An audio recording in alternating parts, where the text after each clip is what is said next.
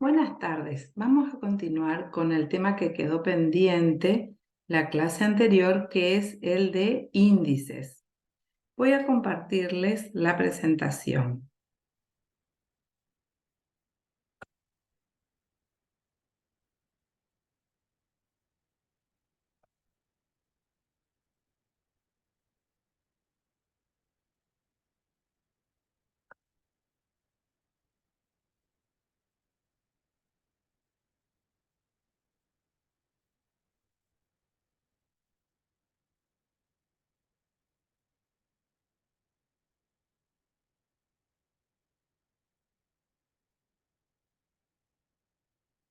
Bueno, hablábamos la clase anterior que para poder llegar al diagnóstico de la maloclusión de nuestro paciente, es decir, poder saber cuál es la alteración que presenta el paciente en cuanto a su oclusión, debíamos realizar un correcto examen facial y bucal. Dentro de lo que podíamos realizar a nivel bucal, uno de los elementos eran la aplicación de índices, es decir, hacer mediciones que nos permitan arribar a los distintos índices.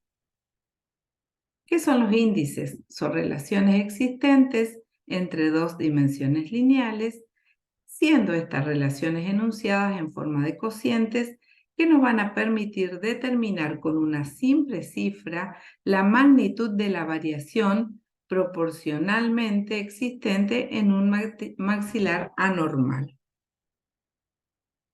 ¿Qué vamos a necesitar para la aplicación de índices? Los modelos zocalados, el maxilar superior y el inferior, que lo vamos a obtener a partir de tomar impresiones superior e inferior en nuestro paciente. Además, vamos a necesitar distintos materiales que son un alambre de bronce latón, o también puede ser alambre de ligadura 0,25, que son muy delgadas, regla milimetrada, compás de punta seca, lápiz negro, fibra indeleble y calculadora.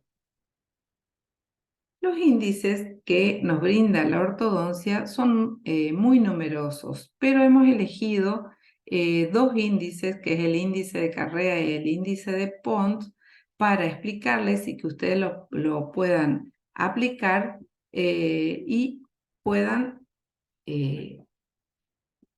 tomar, digamos, práctica con lo que es la aplicación de índices como elemento de diagnóstico. ¿Qué nos dice Carrea? Bueno, Carrea nos presenta el índice para la dentición adulta y también otro índice que es para la dentición infantil. La línea perimétrica adulta de Carrea dice que el perímetro del primer molar permanente inferior debe ser igual a la distancia cervicolingual a cervicolingual de los primeros molares permanentes superiores. Y que ambos deben presentar una relación, al decir que son iguales, la relación debe ser de 1. Por lo tanto, vamos a este ejemplo. Tomamos el perímetro del primer molar permanente inferior con alambre de bronce latón, lo extendemos, medimos, y esa medida debe ser igual a la distancia cervicolingual o cervicopalatina de un molar superior al otro. De esta forma, fíjense, perímetro del primer molar inferior es de 36 milímetros, dividido la distancia cervicopalatina a cervicopalatina de los primeros molares superiores, que nos da 35. Este cociente debe dar un valor que lo ideal sería que fuese 1, pero en este caso, cuando es mayor a 1, nos está indicando que hay una estrechez. De lo contrario, si el valor es menor a 1, nos indica que el maxilar está expandido, es amplio en sentido transversal. También Carrea nos ofrece otros índices, que es el índice de prueba número 1 y el índice de prueba número 2. El índice de prueba número 1 consiste en hacer la suma de los diámetros mesiodistales del incisivo central, lateral, canino, primer premolar, segundo premolar y primer molar superior, que dividido la distancia que va de fosa central a fosa central de los primeros molares superiores debe ser igual a 1. Esto, llevándolo a la práctica, sería de la siguiente forma: suma de los anchos mesiodistales de incisivo central, lateral, canino, premolares y molar. En este caso nos da un valor de 57 esa suma, dividida la distancia que va de fosa a fosa de primeros molares. En este caso nos da un valor de 49, dividido o tomando el cociente de ambos, nos da un valor que supera 1. Es decir, que si esa igualdad es mayor a 1, nos está diciendo que estamos en presencia de un maxilar superior estrecho. Y fíjense cómo en la práctica nos damos cuenta que es estrecho porque tal es así que no se desarrolló lo suficientemente como para permitir que el canino tenga lugar en el arco dentario. Es decir, que sí, realmente con la observación ya clínica nos damos cuenta que existe una estrechez. Lo corroboramos luego con la línea perimétrica de Carrea y con el índice de prueba número 1. Seguimos. Aplicamos el índice de prueba número 2, que nos dice que la distancia del punto interincisivo a la fosa de molar, esa distancia debe ser igual a la distancia bucodistal a bucodistal de caninos. Y todo igual a 1. Si lo llevamos a la práctica, sería tomar la distancia interincisivo fosa molar, como en este caso nos da 56, y lo dividimos entre la distancia disto vestibular a disto vestibular o bucodistal, como dije hoy, de un canino al otro, y nos da una distancia de 48, es decir que 56 dividido 48 nos da 1,16, es decir, supera el valor de 1. Cuando es mayor de 1 nos está indicando que existe una estrechez, es decir que fíjense cómo la sumatoria de aplicación de índices nos está dando siempre el mismo resultado, diciéndonos de que existe una estrechez. Es decir, con esto les quiero demostrar cómo conviene no aplicar un solo índice, sino varios índices, y cuando notemos que todos los índices nos están diciendo lo mismo, como en este caso que existe una estrechez, es decir que no nos va a dar lugar a dudas de hacia dónde nos estamos orientando en el diagnóstico. Y la línea perimétrica infantil de Carrea, que es aplicada a la dentición primaria, que nos dice que debemos medir el perímetro del segundo molar temporario inferior, el cual extendido debe ser igual a la distancia que va de cérvico palatino a cérvico palatino de los segundos molares superiores, e igual a 1. Si es mayor a 1 existe una estrechez, y si es menor a 1 existe una diastolia o una expansión exagerada en sentido transversal. Y tenemos otro índice que también podemos aplicar, que es el índice de Pont, que el índice de Pont realiza mediciones a nivel de premolares y de molares. El índice de Pont premolar nos dice que si hacemos la suma del diámetro mesiodistal de los incisivos laterales centrales de ambos lados y lo multiplicamos por 100 y dividimos por la distancia que existe, en el caso de que se trate del índice de premolar, vamos a medir desde fosa central a fosa de los primeros premolares. Y que nos va a dar un porcentaje de 80%. ¿Qué significa esto? Ahora lo vamos a ver con un caso clínico.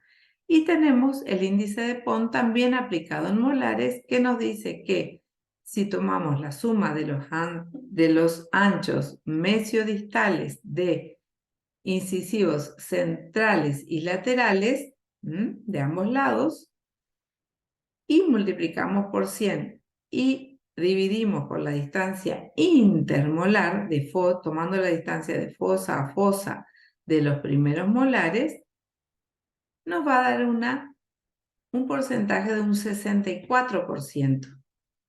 ¿Qué significa esto? A ver, llevando a la práctica el índice molar, la suma de los anchos mesiodistales de los 4 incisivos superiores por 100 sobre la distancia tomada de fosa a fosa de los primeros molares nos debe dar 64%. Fíjense, hacemos esa ecuación y es 32 por 100 dividido 43 nos va a dar 3.200 dividido 43, que es igual a un 74%. Es decir, superamos los 64 que debe existir. Entonces, si es mayor a 64, estamos en presencia de una estrechez, y si estamos en presencia de un porcentaje menor a 64, estamos en presencia de una diastolia o una sobreexpansión o una expansión, un diámetro transversal aumentado. Eso nos dice el índice molar llevado a la práctica. Para ponerlo en práctica al índice de premolar, vamos a sumar los diámetros mesiodistales de incisivos laterales centrales. Fíjense cómo muestran las líneas rojas. Sumamos todos los diámetros mesiodistales y tenemos un valor que en este caso es de 34 por 100 y dividimos por la distancia que va de fosa a fosa de premolares, de primeros premolares superiores, que es de 32. Entonces vamos a tener 3.400 sería dividido 32, que nos va a dar un porcentaje en este caso de 106%, es decir, va a ser más de 80, que es lo que debería dar para el índice de premolares. Cuando es mayor a 80, como en este caso 106%, existe una estrechez, y cuando es menor a 80, existe una diastolia o una expansión transversal exagerada, que supera lo normal. Bueno, debemos conocer también, porque es muy práctico de utilizar, la tabla del índice dentario de Courthouse. Courthouse realizó una tabla en la cual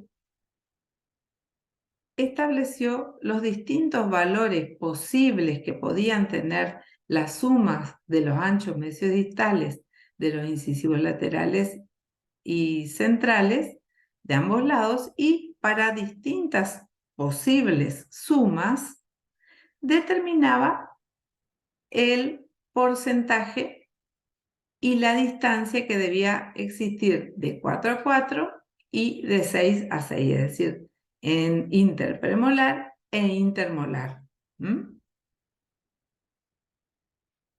Entonces, estableció que para 27 la distancia de interpremolar de 4 a 4, como decíamos hoy, debía ser de 32, de 6 a 6 debía ser 41,5, y un LO, que ahora les voy a explicar qué es, debía ser de 16. Y así fue determinando las distancias interpremolar e intermolar para cada una de las posibles sumas, lo que resulta muy práctico de utilizar porque fíjense cómo lo hacemos.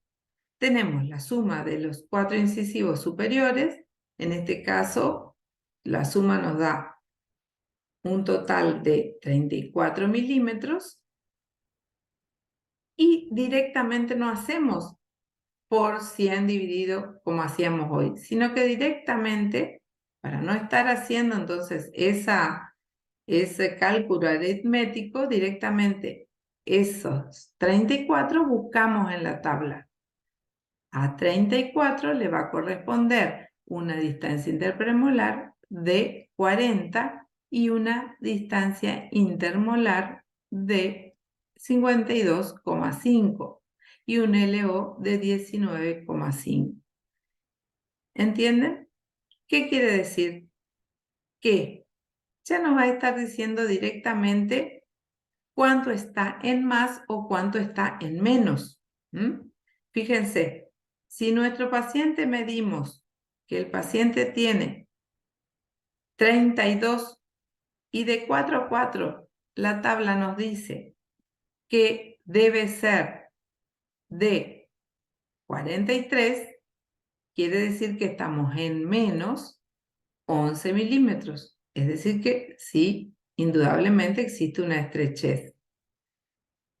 Si nuestro paciente tiene una distancia de 43 a nivel de molares, pero la tabla nos dice que para 40, siempre para una suma incisiva de 34, debe tener 53 o 52,5, quiere decir que estamos en menos 10 milímetros, es decir que estamos en presencia de una estrechez. Esto me parece, llevado a la práctica, más conveniente porque me está diciendo no únicamente si es estrecho o no, sino que me está diciendo en milímetros cuánto es la estrechez o cuánto es la diastolia. ¿Y qué es el LO? El LO es la distancia del sector anterior del paladar. Es decir, que nos va a estar diciendo si el paladar en el sector anterior es corto o está protrusivo. ¿Cómo se mide?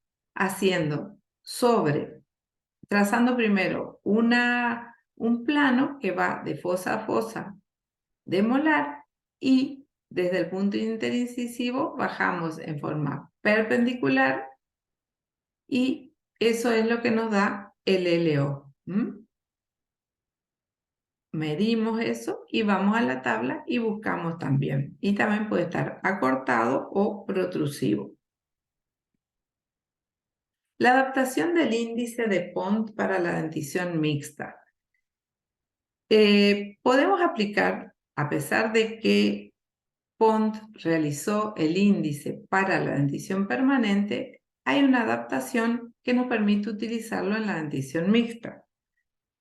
Cuando todavía quedan dientes temporales en la zona de apoyo, la anchura anterior de la arcada dental se mide a nivel de los primeros molares temporales. Es decir, que como no vamos a tener premolares, vamos a medir en vez de premolares a los primeros molares temporarios. ¿Estamos? Esa sería la adaptación, porque nos imaginamos que en ese lugar, desde fosa central a fosa central de primeros molares temporarios, van a estar posteriormente ubicados, es el lugar donde van a erupcionar posteriormente los primeros premolares.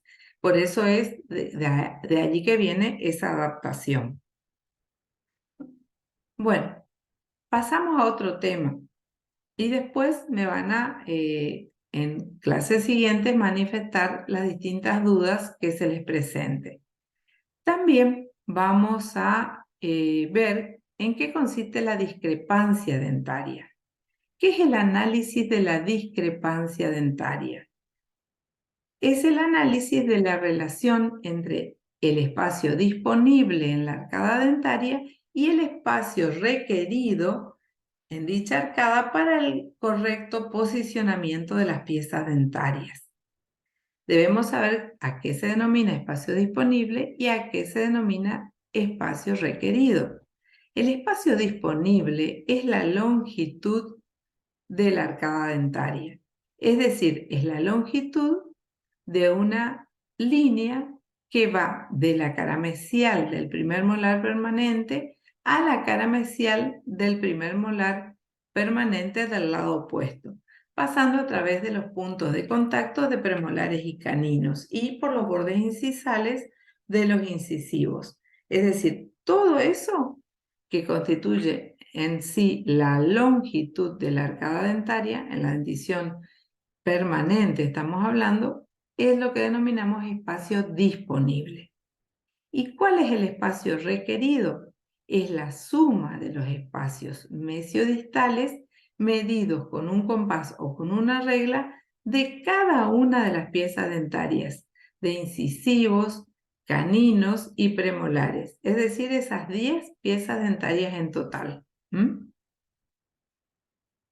espacio disponible, es decir, aquel con el que contamos para que las piezas dentarias puedan ubicarse correctamente, debe ser igual al espacio requerido, es decir, lo que miden cada una de las piezas dentarias que van a ir a ubicarse en ese espacio. A eso se llama discrepancia dentaria. Decimos que cuando esos dos espacios son iguales, no hay discrepancia dentaria, es decir, no hay diferencia. Todas las piezas dentarias van a ubicarse adecuadamente en el espacio disponible, es decir, en la longitud de la arcada dentaria. Entonces, de ahí, de lo dicho anteriormente, se puede encontrar 3 situaciones distintas. Que no exista discrepancia, es decir, que las piezas dentarias queden perfectamente alineadas con sus puntos de contacto perfectamente establecidos, es decir, el espacio disponible es suficiente para el espacio requerido. Entonces no existiría discrepancia dentaria. En cambio, va a haber una discrepancia positiva cuando se observan diastemas, es decir, que el espacio disponible es mayor al espacio requerido.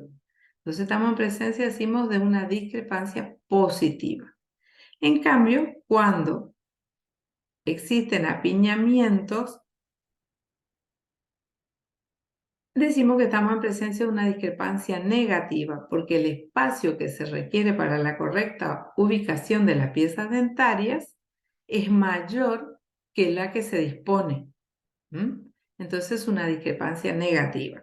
A ver, clínicamente y observando en la práctica, en este caso, estaríamos en presencia de una discrepancia positiva porque tenemos diastemas, ¿no es cierto? Aquí. Tenemos un gran diastema, entonces acá sobra espacio en el arco dentario para ubicar correctamente las piezas dentarias. Fíjense, una imagen oclusal con varios diastemas. Es una discrepancia dentaria, perdón, una discrepancia dentaria positiva.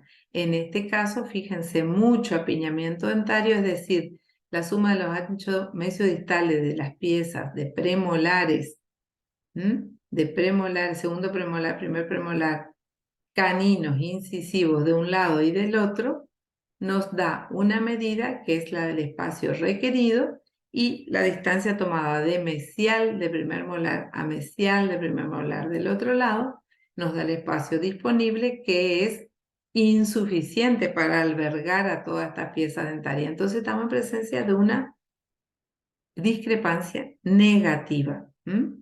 Y decimos que no hay discrepancia cuando las piezas dentarias están ubicadas correctamente en las arcadas dentarias. Es decir, el espacio disponible es igual al espacio requerido. Bueno, y aquí terminamos entonces con los índices y las mediciones que van a tener que aplicar cuando realizan el examen bucal sobre modelos. Bueno, dejo de compartir entonces la presentación y bueno, espero que les haya sido clara la explicación. Van a ver cómo van a ir tomando más habilidad en todo esto que van a realizar cuando lo hagan directamente sobre los modelos con los distintos elementos de mediciones y cómo van a ir razonando ustedes solos y con la ayuda de esta clase, de esta grabación, y también se podrán ir sacando, lógicamente, en cada caso que se les presente, porque siempre decimos cada paciente es un caso especial, y qué van a hacer incluso cuando se presenten situaciones donde falta una pieza dentaria de un lado, cómo vamos a hacer el análisis en los distintos casos. Eso queda pendiente ya para ir razonándolos cuando se presenten las distintas situaciones con los pacientes en la clínica. Bueno, pienso que ya puedo dar por terminada la clase. Bueno, los saludo. Les agradezco que escuchen este video y estamos a disposición de ustedes para aclarar cualquier duda que se les presente. Muy bien, gracias.